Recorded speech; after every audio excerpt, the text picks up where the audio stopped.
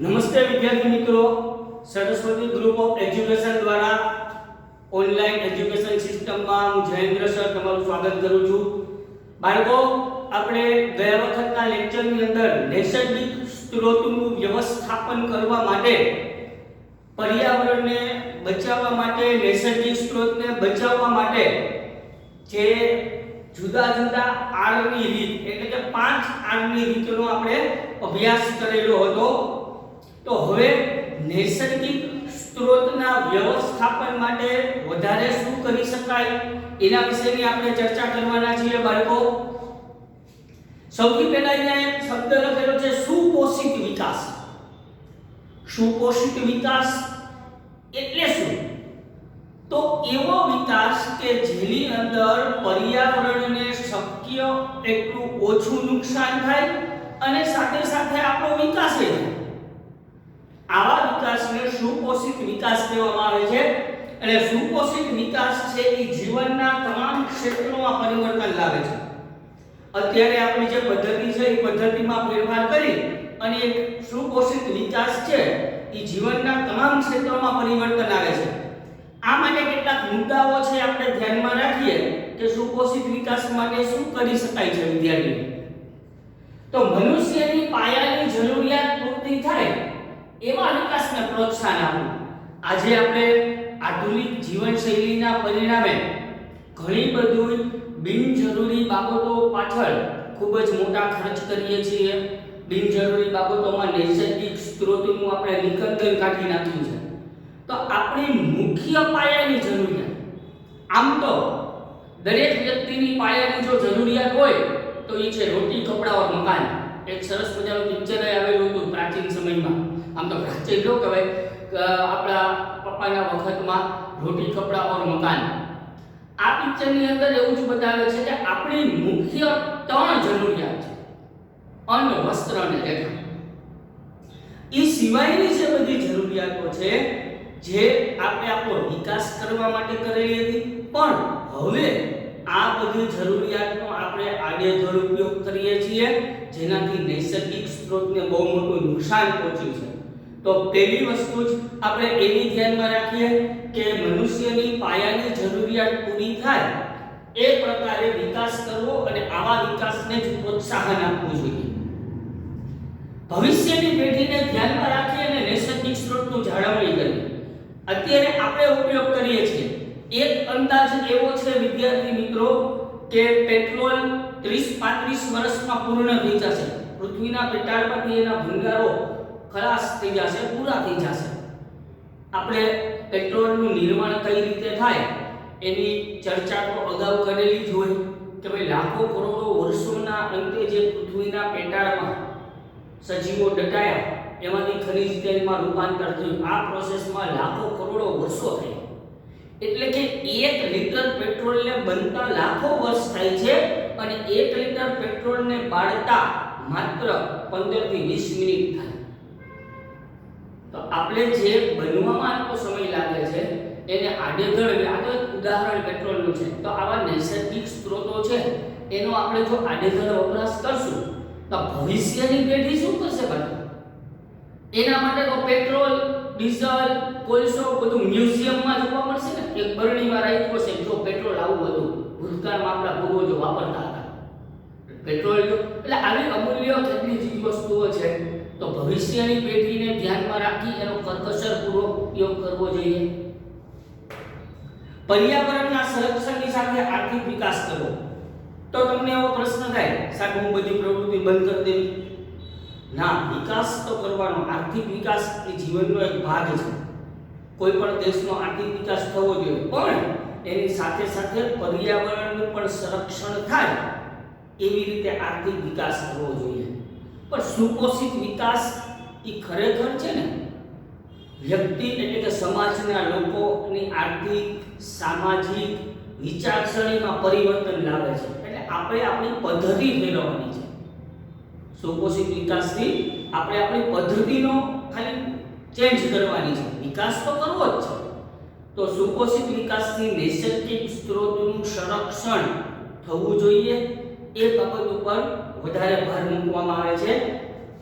પાયાની જરૂરિયાત પૂર્તિ થાય એવા વિકાસને પ્રોત્સાહન આપવું, ભવિષ્યની પેઢીને ધ્યાનમાં રાખી અને આવા નૈસર્ગિક સ્ત્રોતની ઉપયોગ એની જાળવણી કરવી જોઈએ અને પર્યાવરણ સંરક્ષણ સાથે આર્થિક વિકાસ પણ સાધવામાં આવે એટલે પર્યાવરણનું સંરક્ષણ થાય અને આર્થિક વિકાસ થાય. આ બંને બાબતો ઉપર ભાર મૂકવામાં આવે છે તો સુપોષિત વિકાસ છે એની સંકલ્પના સિદ્ધ થઈ શકે એમ છે. આપણે એક એવી પ્રવૃત્તિ કરીએ, દાખલા તરીકે અહીંયા આપણે પ્રવૃત્તિ 16.4 છે. આપણે તમે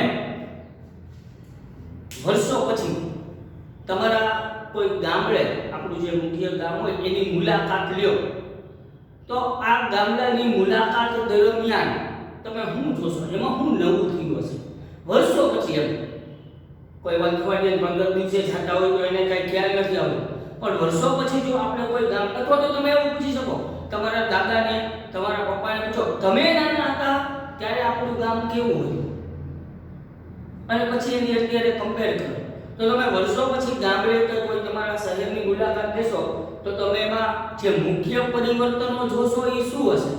તો કે રસ્તા બની ગયા હશે. રસ્તા બન્યા, અત્યારે દરેક ગામડાઓમાં રસ્તા બની ગયા. પહેલાના સમયમાં ગામડામાં કાચા મકાન હતા, એની જગ્યાએ હવે ત્યાં તમને પાકા મકાન જોવા મળશે. કદાચ સારું એવું ગામ હોય તો ત્યાં એક નાનો ઉદ્યોગ પણ, ઘણા ઉદ્યોગો પછી સ્થપાણા હશે, બજાર બની ગઈ હશે. તમારા પપ્પાને આ જ વસ્તુ પૂછજો કે તમે નાના હતા ત્યારે આપણા ગામમાં શું હતું? તો કાચા રસ્તા હોય, કાચા મકાન હોય, બજારનો તો કોઈ પ્રશ્ન જ હોય, એક બે દુકાન હોય ખાલી ગામમાં. તો આજે એની કમ્પેરમાં ગામડામાં પણ રસ્તાઓ બની ગયા છે, પાકા મકાન બની ગયા છે, ઉદ્યોગો અમુક સ્થપાણા હોય છે, બજારો ત્યાં અત્યારે નિર્માણ પામી છે.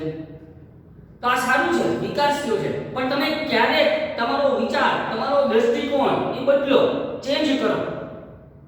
તમે જો આ બધી વસ્તુ બનવા માટે થઈને શું વપરાણું? હું કહું કે રસ્તા બનાવવા માટે થઈને, પાકા મકાન બનાવવા માટે શેનો ઉપયોગ થયો હશે?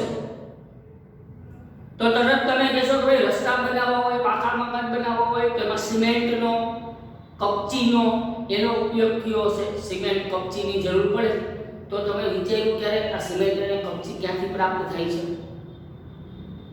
ઓફકોર્સ પર્વતોમાંથી ખાણ ખોદકામ કરવાથી આપણને કપચી પ્રાપ્ત થાય, સિમેન્ટ પ્રાપ્ત થાય છે. સિમેન્ટ આપણે બનાવે પણ એના માટેનો કાચો માલ તો આપણે ખાણ ખોદવાથી પર્વતોમાંથી પ્રાપ્ત થાય. ડામરના રસ્તા બનાવવા હોય તો ડામર ક્યાંથી પ્રાપ્ત થાય છે?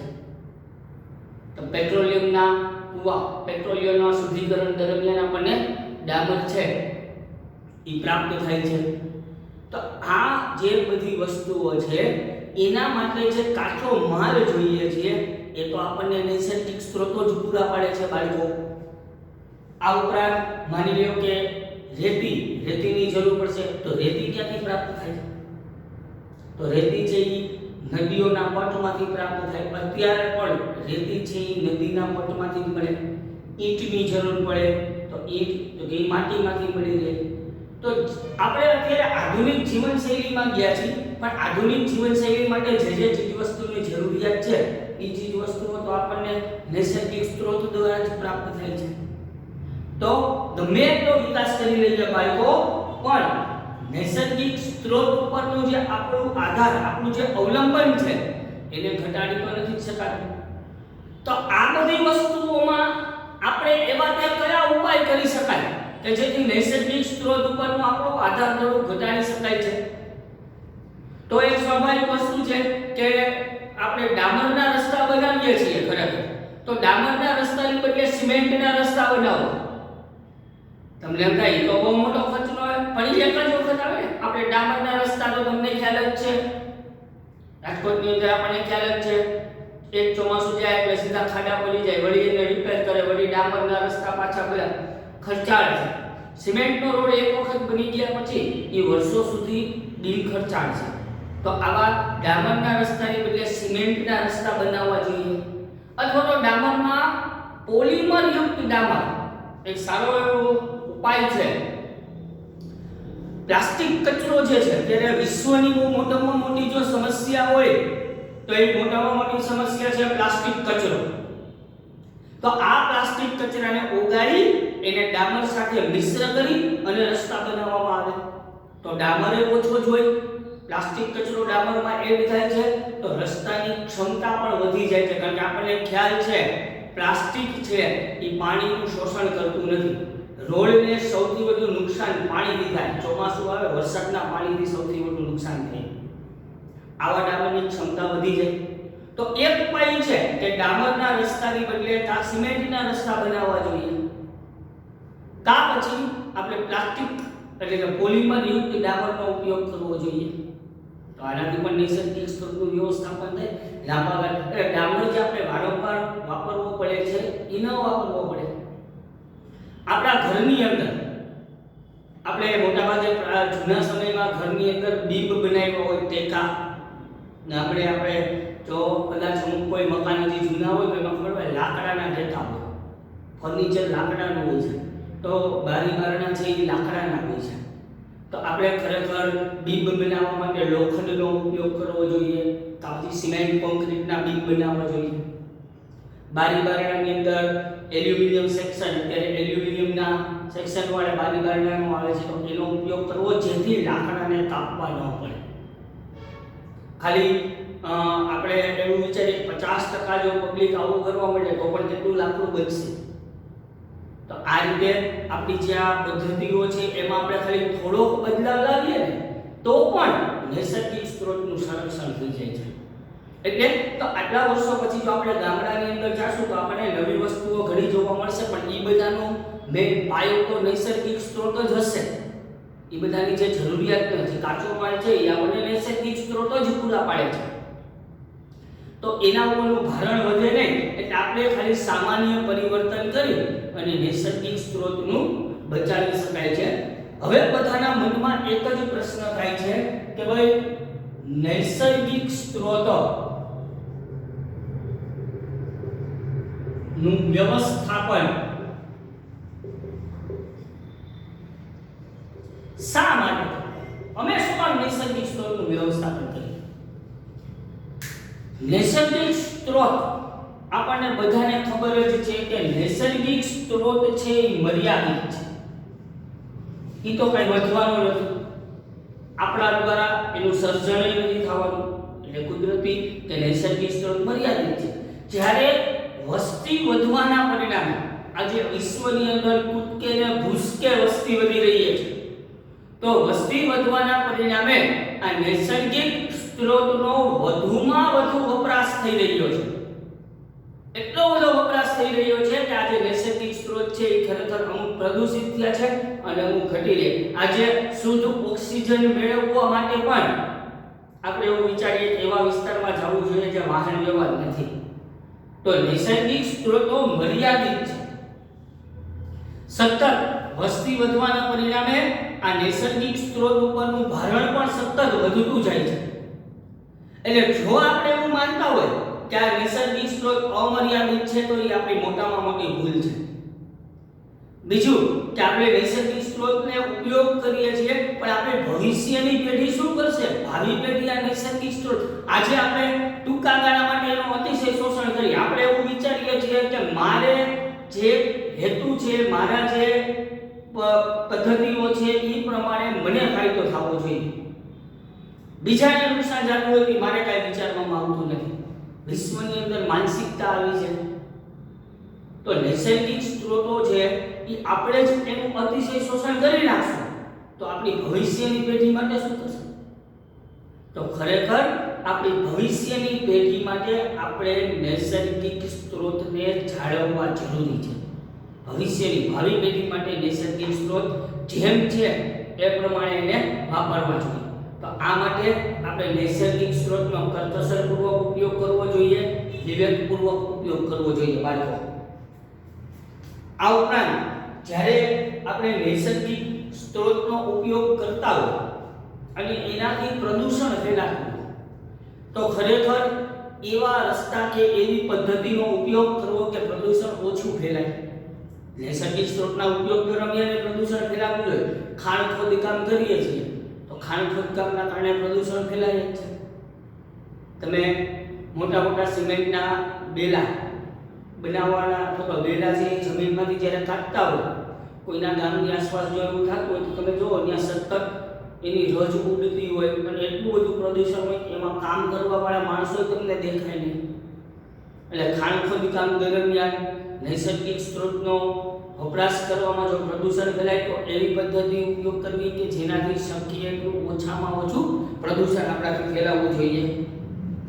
ધાતુનું શુદ્ધિકરણ કરતા હોય, નિષ્કર્ષણ કરતા હોય, આ દરમિયાન પણ ઘણી બધી નકામી ચીજ વસ્તુઓ ઉત્પન્ન થતી હોય છે. તો આ ચીજ વસ્તુઓના નિકાલની પણ વ્યવસ્થા હોય છે, નહીતર તો એ પાછું પ્રદૂષણ ફેલાવે છે અને એ પણ નૈસર્ગિક સ્ત્રોત માટે નુકસાનકારક છે. પણ અહીંયા આપણે ખરેખર નૈસર્ગિક સ્ત્રોતનું વ્યવસ્થાપન એટલા માટે કરવું જોઈએ બાળકો કે નૈસર્ગિક સ્ત્રોત મર્યાદિત છે, જે નજીકના ભવિષ્યમાં નજીકના ભવિષ્યની અંદર પ્રદૂષણના કારણે ઉપયોગ એનો ઓછો થાય અથવા ઓછો આપણે વપરાશ કરી શકશું એવી પરિસ્થિતિ આવશે. આપણે તો ઠીક, આપણી ભવિષ્યની પેઢી આ નૈસર્ગિક સ્ત્રોતને જેમ વાપરી જ નહીં શકે, તો ભાવિ પેઢીને ધ્યાનમાં રાખી અને એનો ઉપયોગ કરવો જોઈએ. નૈસર્ગિક સ્ત્રોતનો ઉપયોગ કરવાથી જો કદાચ પર્યાવરણને પ્રદૂષણ થતું હોય તો પર્યાવરણમાં ઓછામાં ઓછું નુકસાન થાય ને એવી પદ્ધતિને અપનાવી અને નૈસર્ગિક સ્ત્રોતનો ઉપયોગ કરવો જોઈએ. એટલે જો માનવી એવું માનતો હોય કે આ નૈસર્ગિક સ્ત્રોત અમર્યાદિત છે, એના માટે જ છે, બીજા કોઈ માટે છે જ નહીં, તો એની મોટામાં મોટી ભૂલ છે. બીજી મહત્વની વસ્તુ એવી છે બાળકો કે નૈસર્ગિક સ્ત્રોતનો વપરાશ સમાજના તમામ વર્ગ કરી શકે ને એવી વ્યવસ્થા હોવી જોઈએ. અત્યારે આપણે જોઈએ છીએ કે અમુક ટકા લોકો છે એ નૈસર્ગિક સ્ત્રોતનો ભરપૂર ઉપયોગ કરે છે, જ્યારે અમુક ટકા લોકો છે એ નૈસર્ગિક સ્ત્રોતનો ઉપયોગ હજી કરતા જ નથી. તો આ બહુ મોટી અસમાનતા છે. આપણે એક સીધી એવું ઉદાહરણ કે જે ગરીબ માણસો છે, જેની પાસે વાહનો નથી, જેની પાસે પોતાનું એક બાઇક પણ નથી, એ લોકો તો પેટ્રોલનો ઉપયોગ જ નથી કરતા. અને આપણે વિચારીએ કે મોટા મોટા અબજોપતિ માણસો પાસે પોતાના અલગ પ્લેન હોય છે કે જેમાં એક સ્થળથી બીજા સ્થળે જતા હોય. તો આ અસમાનતા નૈસર્ગિક સ્ત્રોતનું વિતરણ અને વહેંચણી સમાજના દરેક વર્ગને થવી જોઈએ, તો નૈસર્ગિક સ્ત્રોત છે એની જાળવણી અને વ્યવસ્થાપન સારી રીતે થઈ શકે છે. એટલે થિયરિકલ પ્રશ્ન છે, આની અંદર આપણી રીતે પણ અમુક પોઈન્ટ્સ લખી શકાતા હોય છે બાળકો.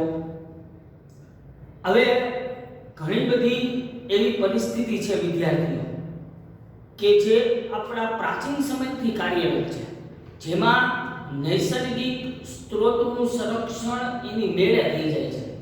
તો કુદરતી પદ્ધતિ એટલે કે પર્યાવરણના સંરક્ષણની પ્રાચીન પદ્ધતિ. પ્રાચીન સમયથી આપણો ઘણી એવી પદ્ધતિઓ છે કે જે નૈસર્ગિક સ્ત્રોતનું સંરક્ષણ કરવામાં તમને ઉપયોગી બને છે. દાખલા તરીકે આજે પણ શહેરોમાં, ગામડાઓની અંદર તુલસી, અમુક વૃક્ષની આપણે પૂજા કરીએ. તુલસી, વડ, આસોપાલવ, આકડો, ખીજડો, બીલીપત્ર, આવા બધા વૃક્ષને આપણે વાવીએ છીએ, ઉછેરીએ છીએ. વાર તહેવારે, ધાર્મિક પ્રસંગોમાં આ બધા વૃક્ષની આપણે પૂજા કરીએ છીએ. વડ ઉપરથી વડ સાવિત્રીનું વ્રત આવે છે, જે સ્ત્રીઓ રહેતી હોય છે, તો વડનું મહત્વ દર્શાવે છે. વડને સાચવવા માટેની પદ્ધતિ છે, એનું સંરક્ષણ થાય એટલા માટે આ પદ્ધતિ. તુલસી, દરેકના આંગણામાં એક તુલસીનો ક્યારો હોવો જ જોઈએ એવું આપણે વિચારીએ છીએ.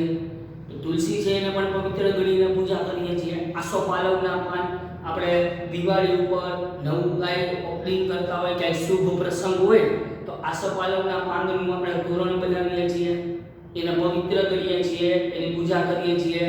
શંકર ભગવાનને આપણે બીલીપત્ર ચડાવીએ છીએ, બીલીપત્રથી એનો શૃંગાર થાય છે. તો આ શું દર્શાવે છે? તો કે બીલીપત્રના વૃક્ષને કોઈ નુકસાન ન પહોંચાડે, આસોપાલવના વૃક્ષને કોઈ નુકસાન ન પહોંચાડે. તો આ પર્યાવરણના સંરક્ષણનો જે પાઠ છે બાળકો, પર્યાવરણના આપણા પ્રાચીન સમયથી આ ચાલ્યું આવે છે. તો આવા વૃક્ષોને પવિત્ર ગણી એની પૂજા કરવામાં આવે છે, એને ઉછેરવામાં આવે છે, એનું સંરક્ષણ કરવામાં આવે છે. આપણી પરંપરાગત પદ્ધતિ કહેવાય. વર્ષોથી આ પદ્ધતિ છે એ આપણા સમાજમાં પ્રચલિત છે. તો આ પરંપરાગત પદ્ધતિ છે નૈસર્ગિક સ્ત્રોતની, એટલે એવી જ કેટલીક પરંપરાગત પદ્ધતિ વિશે હું તમને સમજાવું છું. તો પહેલી બાબત છે કે અમુક પ્રકારના વૃક્ષો છે એની આપણે પૂજા કરીએ છીએ. તો એ એક નૈસર્ગિક સ્ત્રોતની સંરક્ષણની બાબત થઈ ગઈ, જેમાં આપણે ઉદાહરણ લઈએ તુલસી, વડ, પીપળો, ખીજડો, આકડો વગેરે, બીલીપત્ર, આવા વૃક્ષોને પૂજા કરીએ છીએ, એને ઉછેરીએ છીએ, જે નૈસર્ગિક સ્ત્રોતનું એક સંરક્ષણ જ છે. તો આ રીતે નૈસર્ગિક સ્ત્રોતના સંરક્ષણમાં વૃક્ષોનો, આ ઉપરાંત કેટલાક પક્ષીઓ, પ્રાણીઓ જેવા નાગ, સાપ, પક્ષીઓ, આ બધા પ્રાણીઓની પણ આપણે પૂજા કરીએ છીએ. ઘણા પક્ષીઓને પૂજીએ છીએ. હમણાં કેમ શ્રાદ્ધ હોય તો કાગડા માટે બાંધતા હોઈએ, કાગડો શ્રાદ્ધ ખાય. તો કાગડાથી માંડી તમામ પક્ષીઓ, આપણે જો મોર આપણું રાષ્ટ્રીય પક્ષી, વાઘ આપણું રાષ્ટ્રીય પ્રાણી છે. ઘણા પ્રાણીઓને આપણે દેવી દેવતાઓના વાહન બનાવ્યા છે. ખોડિયારમાંનું વાહન છે એ મગર છે, અંબેમાનું વાહન છે એ આપણે ખબર છે સિંહ છે, સોરી વાઘ છે, ચામુંડમાનું સિંહ છે. ક્યારેક બદલતા હશે કદાચ ભગવાને, આજ લાવ કોઈ કે તારું બાઈક, તો હું કહેતો છે લાવ તો મગર છે બહાર જવું, ભગવાને રસપરસ બદલતા હોય. તો આ પ્રાણીઓને દેવી દેવતાઓના વાહન બનાવ્યા. શંકર ભગવાન માટે આપણે નાગને, સાપને કોઈ મારે નહીં કે કોઈ એને જવા દે, એની પૂજા કરવામાં, નાગ દેવતાની પૂજા કરી. તો આ બધો કેટલાય પ્રાણીઓ છે, પક્ષીઓ છે, એની આપણે પૂજા કરી છે. પ્રાચીન સમયથી આ ચાલ્યું આવે છે બાળકો. તો એ પ્રાણીઓના સંરક્ષણની બાબત જ થઈ ને. પ્રાણીઓને કોઈ નુકસાન ન પહોંચાડે, પ્રાણીઓને કોઈ હાનિ ન પહોંચાડે, એટલા માટે આ પદ્ધતિનો આ વિકાસ થયો છે. આ ઉપરાંત નદીને પવિત્ર ગણી એની પૂજા કરવામાં આવે છે, જેથી નદીના પાણીને પ્રદૂષિત થતું બચાવી શકાય. આપણે ગંગા નદીને, આ તો હવે માણસો છે એ થોડા સમજતા નથી કે નદીને પ્રદૂષિત કરે છે, પણ નદીઓની વર્ષોથી પૂજા, કારણ કે નદી આપણને પીવા માટેનું પાણી આપે છે, ખેતી માટે વપરાશનું પાણી આપે છે, ઘર વપરાશ માટે પાણી આપે. તો જે તમને પાણી આપે છે એની પૂજા, જેથી કોઈ એને પ્રદૂષિત ન કરે, એને બગાડે. તો આ પણ આપણી એક પ્રાચીન પદ્ધતિ છે કે જે એમાં નદીઓ, તો આ બધું નૈસર્ગિક સ્ત્રોત જ છે ને બાળકો. આ શું છે? વૃક્ષોની પૂજા કરીએ, નદીઓની પૂજા કરીએ, કેટલાક પ્રાણીઓની પૂજા કરીએ છીએ. તો આ નૈસર્ગિક સ્ત્રોત છે એને બચાવવા માટેની જ એક પદ્ધતિઓ કહી શકાય છે બાળકો. પછી જંગલોમાં, ગુફાઓ, આપણા વૈદિક કાળથી, વેદોના સમયથી જંગલોને પવિત્ર ગણીને પૂજા કરવામાં આવે છે. કારણ કે આમ તો વિજ્ઞાનની દ્રષ્ટિએ જોઈએ તો જંગલો છે એ ઘણા બધા પશુ પક્ષીઓને વસવાટ આપે છે, ખોરાક આપે છે. ઘણા લોકોની આજીવિકા જંગલો પર આધારિત હોય છે. તો વૈદિક કાળથી આપણે જંગલોની પૂજા કરવાનું સૂચવેલું છે. આપણે ગુફાઓની પૂજા કરીએ છીએ, અજંતા ઇલોરા પવિત્ર ગુફાને પવિત્ર માનીએ છીએ, પૂજા કરીએ છીએ. તો જંગલો, ગુફાઓ, આ બધાને પવિત્ર માનીને પૂજા કરીએ એટલે જ્ઞાની જીવસૃષ્ટિ જેમ છે એમ જળવાઈ રહે. આપણા દ્વારા એમાં કોઈ પણ પ્રકારની ખલેલ ન પડે. તો આ બધી પ્રાચીન સમયથી ચાલી આવતી આપણી પરંપરા છે.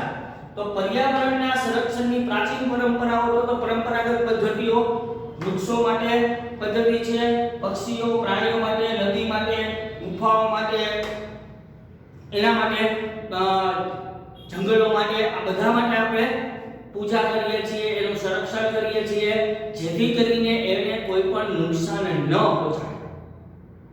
તો બાળકો, આ આપણી પરંપરાગત પદ્ધતિઓ છે.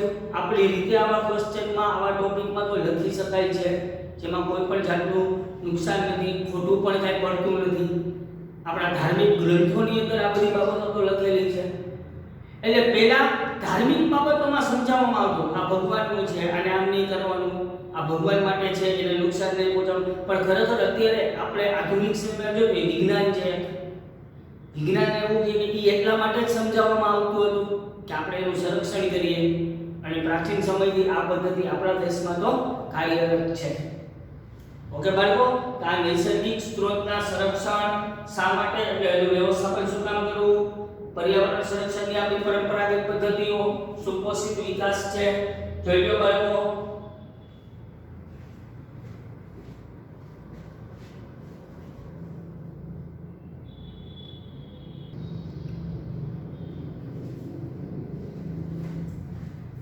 ચાલો બાળકો, હવે આપણે પર્યાવરણ મિત્ર બનવા માટે તમે તમારી ટેવમાં કયા પ્રકારના પરિવર્તન કરી શકો તો કયા ફેરફાર લાવી શકો.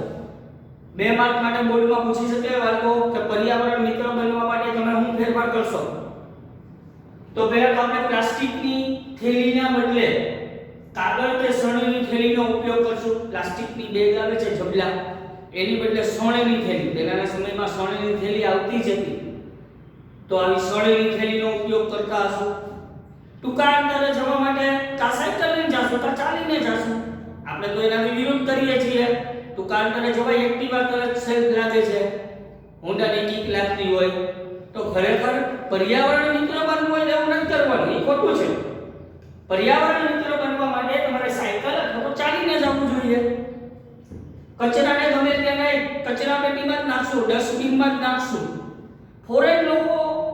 ફોરેન કન્ટ્રીની અંદર લોકો આ બધી વસ્તુનું પાલન કરે છે બાળકો, માત્ર આપણે જ નથી કરતા.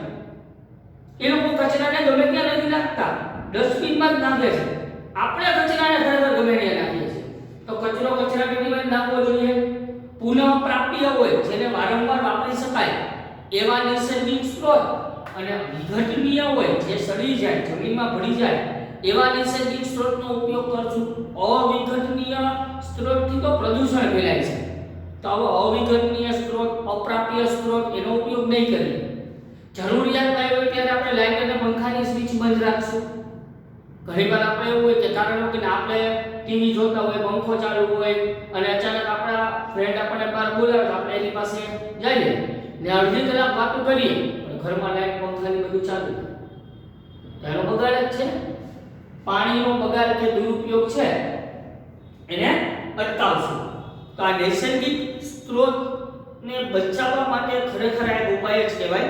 તો આપણે તો એવા સંદર્ભમાં જોવાનું છે કે પર્યાવરણ મિત્ર, આપણે જો આપણી ટેવમાં ખાલી આટલા પરિવર્તન લાવીએ ને તો આપણે પર્યાવરણ મિત્ર બની શકીએ, એટલે પર્યાવરણની જાળવણી કરી શકીએ.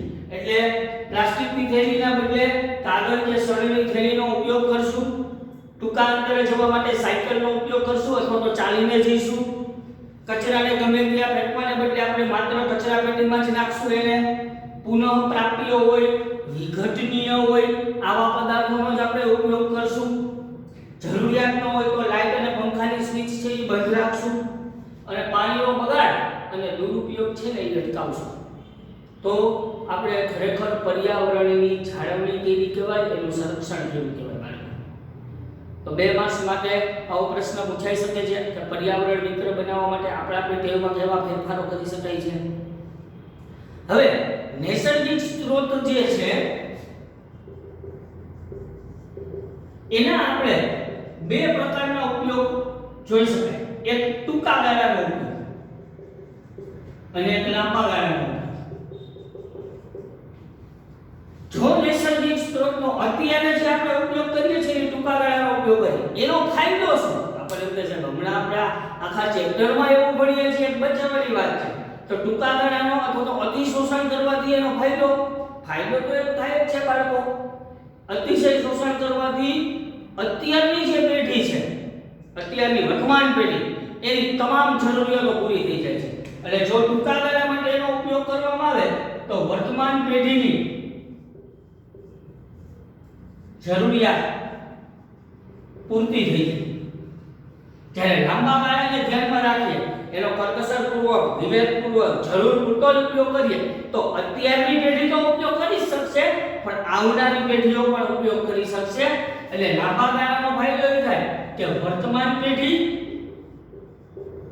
ઉપરાંત ભાવિ પેઢી પણ આ નૈસર્ગિક સ્ત્રોતનો ઉપયોગ કરી શકે. અતિશય શોષણ કરવામાં આવે છે નૈસર્ગિક સ્ત્રોત સ્ત્રોતનું આપણે અત્યારે જે કરીએ છીએ. અતિશય શોષણના પરિણામે આર્થિક વિકાસ જે છે કૃષિ ક્ષેત્ર, ઔદ્યોગિક ક્ષેત્રે આર્થિક વિકાસ બહુ ઝડપી થાય છે, સ્પીડમાં. ભારત પર તમને ખબર જ છે છેલ્લા 10-15 વર્ષની અંદર કેવડો વિકાસ થયો છે. વિશ્વએ પણ છેલ્લા 50 વર્ષોની અંદર બહુ જોરદાર વિકાસ થયો છે. અતિશય શોષણ થવાથી વિકાસ ઝડપથી થાય. કૃષિ ક્ષેત્રે, આર્થિક ક્ષેત્રે વિકાસ થાય, ઔદ્યોગિક ક્ષેત્રે વિકાસ થાય. પણ જો લાંબા ગાળાનો હેતુ રાખવામાં આવે ને તો નૈસર્ગિક સ્ત્રોતનો આપણે સતત અને લાંબા સમય સુધી વિકાસ કરી શકાય છે. લાંબા સમય સુધી ઉપયોગ કરીએ તો વિકાસ કરી શકાય. અત્યારે લિમિટેડ ઉપયોગ કરીએ તો સામે ઘણા બધા વર્ષો સુધી આપણે એનો ઉપયોગ કરી શકવાના છીએ. તો નૈસર્ગિક સ્ત્રોતનો ટૂંકા ગાળા માટે વાપરવાના ફાયદા અને લાંબા ગાળા માટે વાપરવાના ફાયદાઓ છે. એ આપણે જોઈએ કે ટૂંકા ગાળા માટેના ફાયદાઓ છે એમાં વર્તમાન પેઢીની જરૂરિયાત જ પૂરી થાય.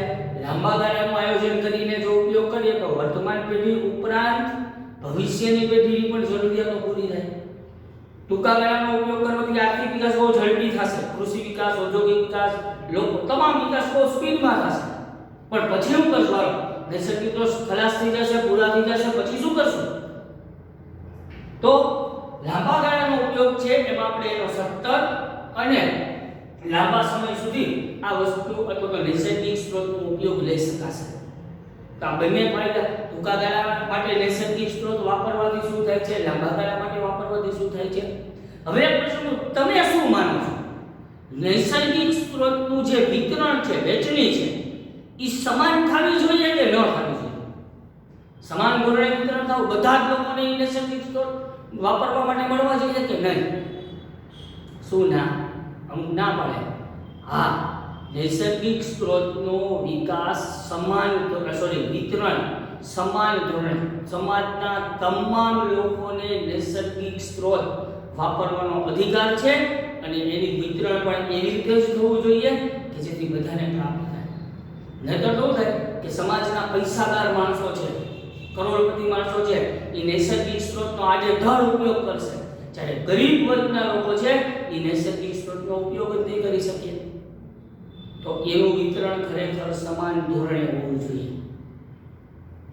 એટલે નૈસર્ગિક સ્ત્રોતનું વિતરણ સમાજના તમામ લોકોને પ્રાપ્ત થાય એવું હોવું જોઈએ.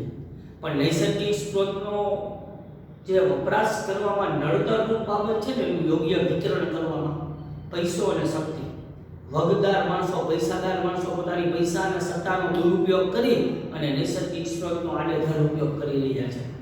એની સામે ગરીબ વર્ગના લોકોને કોઈ પણ જાતના અધિકારો નથી મળતા. તમને એવો પ્રશ્ન થાય તો શું સાહેબ આપણે આમાં શું કરી શકીએ? હું એમ ખાલી એવું એક વિચારસરણી ધરાવું એવું આપણે કરે, ઉપરથી સરકાર જ એવું નક્કી કરે કે દરેક વ્યક્તિને અઠવાડિયાનું આટલું પેટ્રોલ જ મળશે, એ તમામ લોકોને મળે, તો પૈસાદાર માણસો પણ એનો સમજદારીપૂર્વક ઉપયોગ કરશે. ગરીબ માણસો છે એ પેટ્રોલનો ઉપયોગ નહીં, એને જે પેટ્રોલ મળે છે એ વાપરી નથી શકતા, તો એ વેચીને આવક ઉત્પન્ન કરી શકશે. પૈસાદાર માણસો એની પાસેથી ખરીદી શકશે વધારે વાપરવું હોય તો. એટલે બધા જ લોકોને ખરેખર આવું તો એક ખાલી આપણી કલ્પના છે, મારી કલ્પના છે, પણ આવું તો શક્ય નથી તો બધાને એક જ સરખું નૈસર્ગિક સ્ત્રોત મળે એ બહુ જરૂરી છે, જેનાથી ગરીબ અને તવંગર વચ્ચેનો એટલે કે પૈસાદાર વચ્ચેનો જે ભેદ છે ને એ દૂર થાય અને તો જ શક્ય બને છે. ઓકે બાળકો, તો આ નૈસર્ગિક સ્ત્રોત એના લાંબા ગાળાના ફાયદા, ટૂંકા ગાળાના ફાયદા, પર્યાવરણ મિત્ર બનવા માટે તમે તમારી ટેવ તો આજથી જ શરૂ કરી દેજો. પર્યાવરણ મિત્ર બનવા માટેની ટેવ મેં તો કઈ રીત છે, તમે પણ આજથી શરૂ કરી દેજો. ઓકે બાળકો.